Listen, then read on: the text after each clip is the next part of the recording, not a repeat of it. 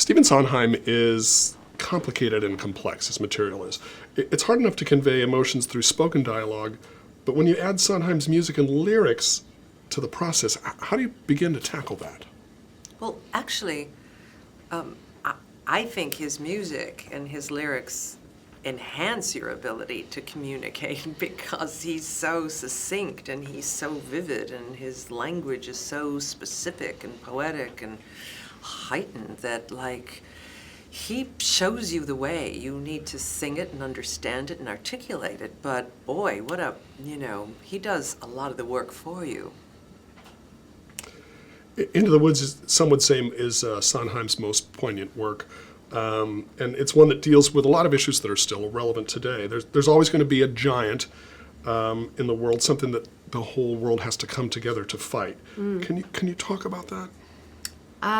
We've just been talking a lot about how there's so many analogies in today's world with disaster striking and the fear of the unknown and the fear of the enemy, and how we need to be so brave, and disasters happen from out of the blue, and how you recover and how you come together, and there's always hope and there's always love and there's always people that will help you through the woods.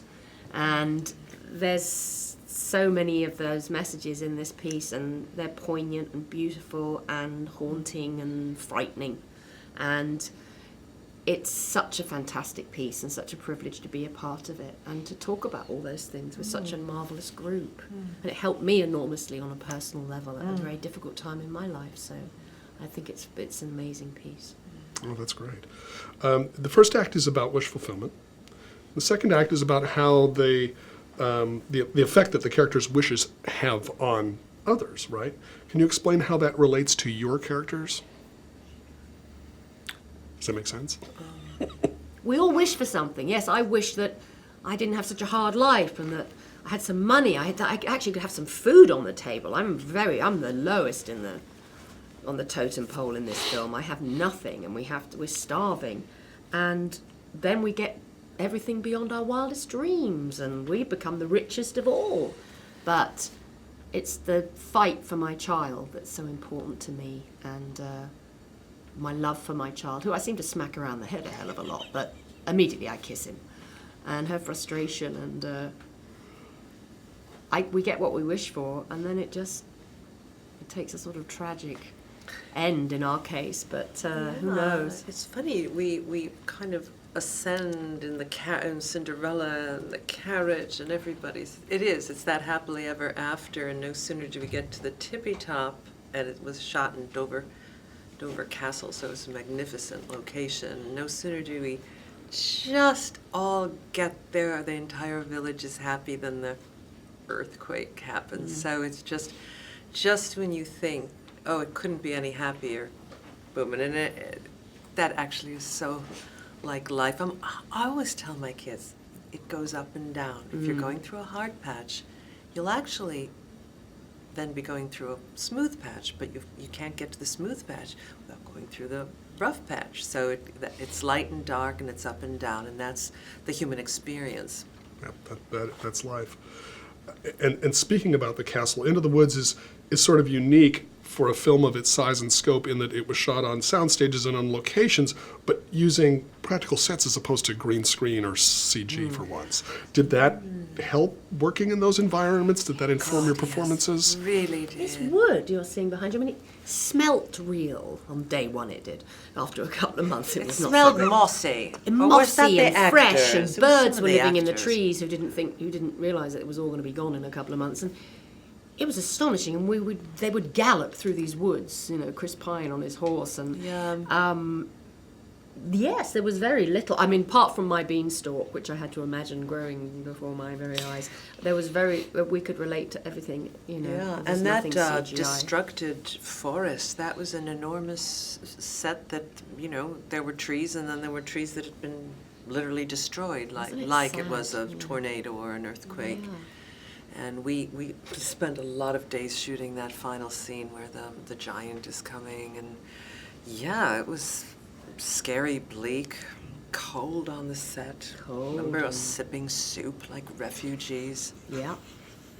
But it did feel incredibly real, and Yeah. you know, although we pre-recorded some of the music, you could sing it live if you felt it wasn't the right pace, and it, you know, you didn't feel like you were part of a huge CGI extravaganza, and our performances meant nothing. Our performances meant everything, and that was wonderful. You Yes. realised why you were cast. It was like you really felt you'd earned your role. Right. That's great. Christine, you portray more or less an evil character in the film. Was that something that was appealing? Yeah, I mean, I would be happy to have played anything in this project. I would have played the cow, auditioned for it. You would have made a really Great good role, cow. but then here.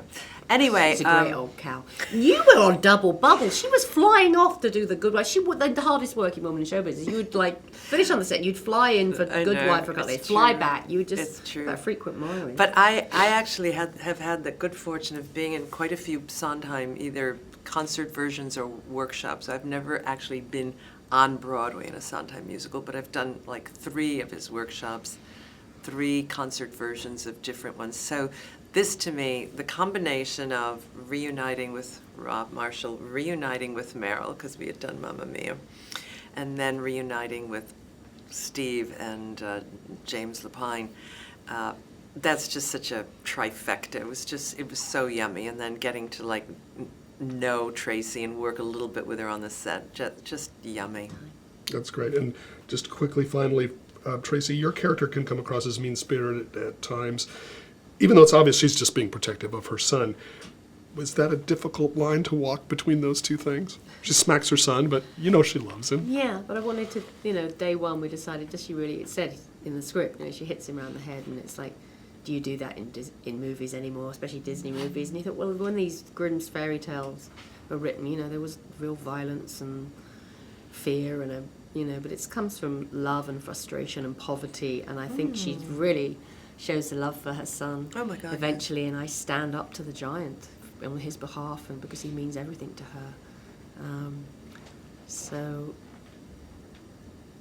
and when I have my own children, and you know, I would do anything for my son too. Right. I wouldn't make him sell his cow though. And don't eat cows, everybody. They're just like dogs. That cow was just fantastic. She would nudge me to scratch her ears, and I became very fond of the cows. They're not stupid, you know.